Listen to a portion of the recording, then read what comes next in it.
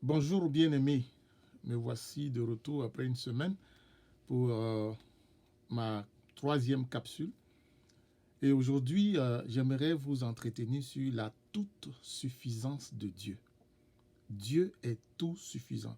Et nous ne devons pas seulement le réaliser du point de vue théorique, croire que oui, Dieu est tout suffisant, qu'il peut tout nous donner, mais nous devons croire qu'il l'est réellement et que nous pouvons compter sur lui et nous attendre à lui. Et vivre que Dieu est vraiment tout suffisant. Alors la question que je voudrais te poser tout de suite en partant, c'est est-ce que tu es prêt à laisser Dieu agir? Est-ce que tu es prêt à croire que Dieu est tout suffisant et qu'il veut vraiment te le démontrer dans ta vie? Dans la vie de ton église, dans ta vie personnelle, dans la vie de ta famille et dans ton pays même. Bien-aimé, regarde dans le premier livre de la Bible, dans Genèse, Dieu nous révèle qu'il est tout suffisant. La terre était informe et vide et Dieu créa les cieux et la terre, sans l'aide d'aucun être humain, puisqu'il n'en avait pas. En plus, pour que tu ne dises même pas que tu l'as aidé, il t'a créé à la fin. Tu as été le dernier parmi ces créatures. Donc tu ne peux pas dire que tu étais là pour l'aider. Dieu l'a fait seul.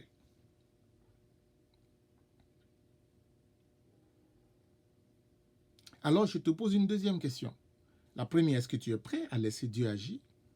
Et la deuxième, c'est, si Dieu a fait les cieux et la terre et tout ce qui s'y trouve sans avoir eu besoin de nous, pourquoi devrait-il dépendre de nous aujourd'hui? Pourquoi?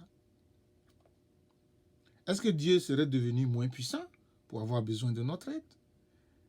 Est-ce que Dieu se serait fatigué, épuisé par les siècles, par l'âge? Non, non et non. Bien-aimé, le Dieu d'Abraham, d'Isaac et de Jacob, le Dieu qui a parlé autrefois par les prophètes et qui, dans les derniers temps, nous a parlé par le Fils, ce même Dieu qui vit en toi et en moi, en nous qui croyons en Jésus-Christ, par son Saint-Esprit, est tout puissant aujourd'hui encore. Il est tout suffisant pour toi. Tu peux lui faire confiance. Tu peux être sûr que ses promesses sont valables et que le temps ne peut pas altérer la promesse de Dieu. Dieu n'est pas oublieux. Ces promesses n'ont pas de date de péremption, comme les produits que nous achetons dans les épiceries, les magasins. Et puis que tu achètes, et puis 2 ans après, on dit il faut jeter et acheter un autre. Non. Dieu n'est pas un Dieu produit dans un rayon de magasin que tu achètes, et puis demain, tu t'en vas acheter un autre. Dieu est tout suffisant. Il est à jour, toujours à jour. Il est le même Dieu qui a créé les cieux et la terre, le même Dieu aujourd'hui sera le même demain. Il ne change pas. Tu peux t'acheter des chemises, les changer, des robes, les changer, des pantalons, les changer, des jupes, les changer, mais pas Dieu.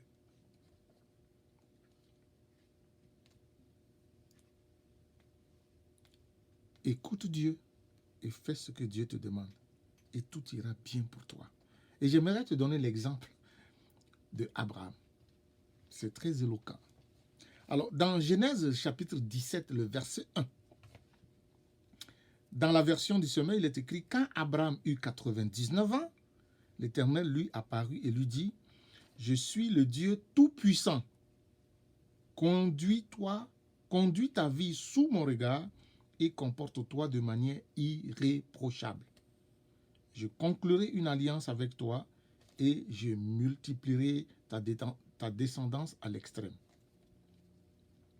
Je reprends le texte. Quand Abraham eut 99 ans, l'Éternel lui apparut et lui dit « Je suis le Dieu tout-puissant, qui peut être aussi dit tout-suffisant, El Shaddai. Conduis ta vie sous mon regard et comporte-toi de manière irréprochable. Je conclurai une alliance avec toi et je multiplierai ta descendance à l'extrême. » Avant d'arriver au chapitre 17, verset 1 que je viens de lire, reculons un peu pour voir un peu la progression. Dans Genèse 12, versets 1 à 3, Dieu appelle Abraham à immigrer, à quitter le pays où il est et aller dans un autre pays dont Dieu ne lui a pas donné le nom. Donc, il doit changer de pays, avec la promesse qu'il sera béni, que Dieu fera de lui une grande nation, le bénira et il deviendra lui-même une source de bénédiction pour toutes les familles de la terre. Ici, il y a une promesse qui est générale, que Abraham va devenir une source de bénédiction pour toutes les nations, mais il y a une promesse qui est particulière. Abraham lui-même sera béni. Dieu pense à Abraham, mais Dieu pense au-delà d'Abraham. Genèse 12, verset 7. Ici, Abraham va savoir le pays qui sera le tien, que Dieu lui donne en héritage. Il arrive dans le pays de Canaan. Et Dieu lui dit, ce pays de Canaan, je te le donne. Savez-vous, mes frères, l'héritage, c'est quelque chose que tu reçois de ta famille ou de ton pays. Tu ne peux pas recevoir l'héritage d'un pays étranger, de quelqu'un d'étranger. Mais ici, Dieu fait la promesse à Abraham qu'un pays qui ne lui appartient pas deviendra son héritage. Si ce n'est pas un Dieu tout suffisant qui parle, alors dites-moi, c'est quel Dieu qui a le pouvoir de prendre un pays étranger, de donner à quelqu'un un héritage? Dieu est tout suffisant. Le Dieu qui te parle a les moyens d'accomplir les promesses qu'il te fait. Dans Genèse 13, versets 14 à 18, on parle de l'histoire de Lot qui était avec son oncle Abraham. Ils étaient trop riches et puis ils ont dû se séparer. Après que Lot soit parti, Dieu vient et pour une troisième fois, il parle à Abraham et lui dit, ce pays-là est à toi et à ta postérité. Et ta postérité sera nombreuse comme la poussière de la terre. Abraham croit et s'établit dans les chaînes de Mamré. Et là, il bâtit un autel à l'Éternel. On poursuit. Genèse 15. Abraham apprend que Lot, son neveu, a été capturé par des rois. Et Abraham s'en va pour délivrer son neveu. Il réussit, parce que Dieu l'aide, et il réussit avec toute son équipe, toute son armée. Mais Abraham a peur. Après qu'il ait vaincu et qu'il ait sauvé son neveu, il a peur. Il se trouve dans un pays étranger, entouré d'ennemis. Il se dit, qu'est-ce qui va m'arriver? Et Dieu lui parle encore. Lisez tout le chapitre 15. Et Dieu lui dit, je suis ton bouclier. Ce qui veut dire que Dieu se présente comme le protecteur. Moi, je suis ton écran. Celui qui empêche que toute flèche lancée contre toi ne prospère pas.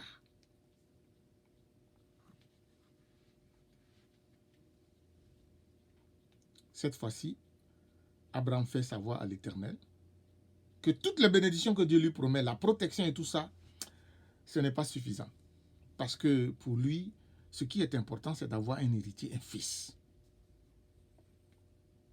Il va même jusqu'à dire à Dieu, mais c'est Eliezer de Damas, un étranger dans ma maison, qui est né dans ma maison. C'est lui qui sera l'héritier. Alors l'Éternel lui dit, non, ce ne sera pas Eliezer. Abraham se croyait vieux, se voyait vieux, et ne s'attendait plus à vivre encore trop longtemps, même pour occuper le pays que Dieu lui promet, ni même pour avoir un enfant qui allait posséder ce pays qu'il allait lui laisser en héritage. Dieu lui dit non.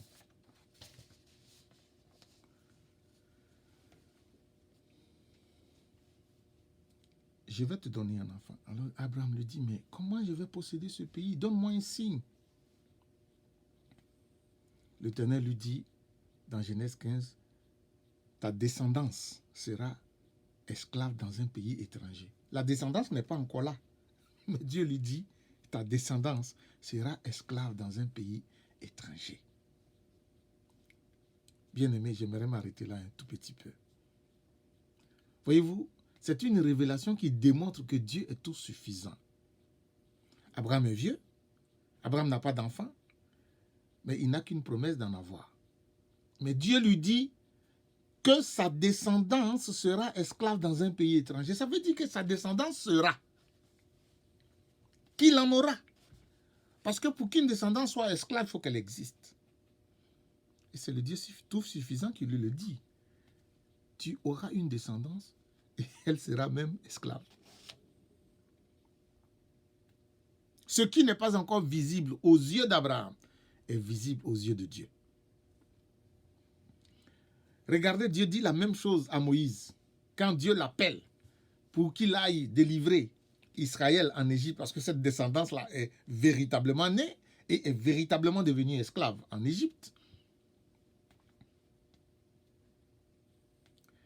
Dieu dit à Moïse d'aller, et puis Moïse lui dit, mais c'est quoi le signe que tu me donnes? Et regardez ce que Dieu dit à Moïse. Exactement dans la même gamme, dans la même veine que ce qu'il dit à Abraham. Il dit à Moïse, je serai avec toi, et ceci sera pour toi le signe que c'est moi qui t'envoie. Quand tu auras fait sortir d'Égypte le peuple, vous servirez Dieu sur cette montagne. Moïse est seul sur cette montagne avec l'Éternel. Et Dieu lui dit, la montagne près de laquelle tu te tiens tout seul avec moi, tu t'y tiendras de nouveau, mais cette fois-ci avec mon peuple qui est en Égypte. Ce qui n'est pas encore à tes yeux, l'est à mes yeux. Tu viendras ici et tu viendras non plus seul, mais avec mon peuple qui est en Égypte. Va. Voyez-vous, Dieu est tout suffisant. Crois en sa parole. Et on revient maintenant à Genèse 17. Après avoir vu dans Genèse 12 comment Dieu appelle Abraham à partir, dans Genèse verset 7, dans Genèse 12 toujours, comment Dieu lui promet le pays de Canaan, dans Genèse 13, comment Dieu lui promet encore le pays de Canaan avec une descendance, dans Genèse 15, où Dieu vient le rassurer en lui disant, sur ton bouclier, ne t'inquiète pas, personne ne portera atteinte à ta vie, je suis avec toi. Maintenant, il vient dans Genèse 17 et puis lui dit, je suis le Dieu tout suffisant, conduis ta vie sous mon regard et comporte-toi de manière irréprochable. Pourquoi il lui dit ça? Mes amis, Sarai, femme d'Abraham, c'est dans Genèse 16, avait cru à la parole de l'Éternel, mais le temps a passé et l'héritier n'est pas encore là. Elle propose un plan à son mari, plan que nous pouvons résumer en ces termes.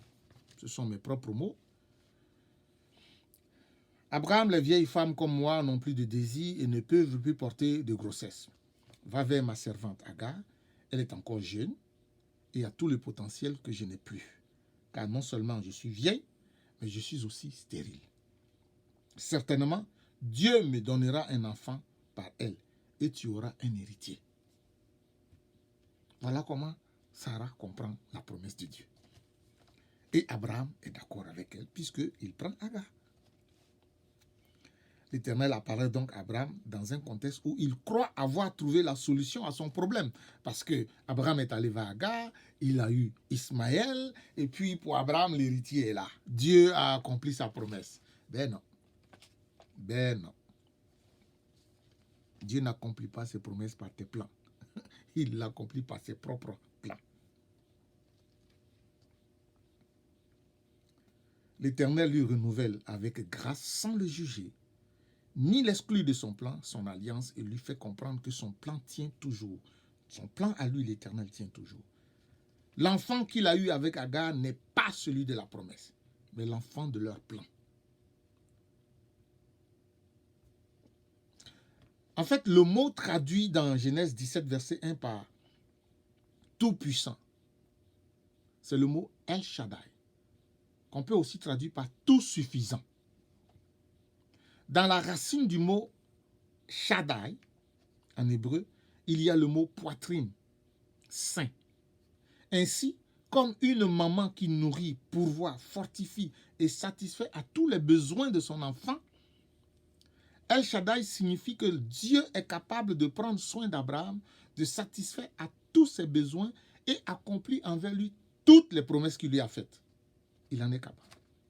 El Shaddai veut donc dire, je suis le Dieu qui nourrit, qui se vide dans ta vie pour que tu vives. Je suis le Dieu qui tient ses promesses et accomplit ses promesses en son temps. Alors regardons le fil des événements. 75 ans, Abraham quitte comme Dieu lui a demandé. Genèse 15, il apprend qu'il aura une descendance propre à lui. À 86 ans, soit 11 ans après avoir entendu la promesse de la descendance et après avoir quitté, il décide de passer à l'acte et avec sa femme, il concocte un plan qui donne Ismaël. Abraham avait tort. Il n'avait pas marché de façon droite et intègre. Alors l'Éternel lui dit dans Genèse 17, marche de façon droite et intègre devant ma face. Après la naissance d'Ismaël, Dieu attend encore 13 autres années. Donc ça fait 24 ans. Puis apparaît Abraham. À ce moment-là, il est encore plus vieux qu'il ne l'était à 75 ans. Sa femme est encore plus vieille qu'elle ne l'était. Ils sont tous les deux rouillés, fatigués. Et puis Dieu leur dit, moi, vous êtes rouillés, fatigués, mais moi, je suis capable. La science la tenait pour génétiquement incapable de se reproduire. Elle devait faire le deuil de sa maternité. Mais Dieu est tout suffisant, tout puissant. Aucune science humaine ne l'effraie. C'est d'ailleurs lui-même qui a fait que la femme accouche jusqu'à un certain temps et puis atteint l'âge de la ménopause. Mais Dieu est capable d'aller au-delà de la ménopause. Dieu est capable de te donner ce qu'il te promet, même quand les conditions ne sont pas réunies selon toi. C'est pourquoi la Bible dit, la crainte de l'Éternel est le commencement de la science. Les insensés méprisent la sagesse et l'instruction. Je te dirais, pour paraphraser, la science commence avec Dieu et finit avec Dieu. La crainte de l'Éternel est le commencement de la science. Les insensés méprisent la sagesse et l'instruction. Proverbe 1, verset 7. Et je paraphrase pour te dire, la science commence avec Dieu et finit avec Dieu. Votre petite science que Dieu vous a donnée, vous pensez qu'avec ça, vous pouvez vous mettre au-dessus de lui là. Non. C'est pourquoi Dieu apparaît à Abraham sous ce nom. Je suis El Shaddai, le Dieu tout suffisant. Je suis bien plus capable que tu ne peux l'imaginer. Alors, Dieu va faire une opération spirituelle. Et je termine avec ça. Abraham devient Abraham. Et Sarai devient Sarah.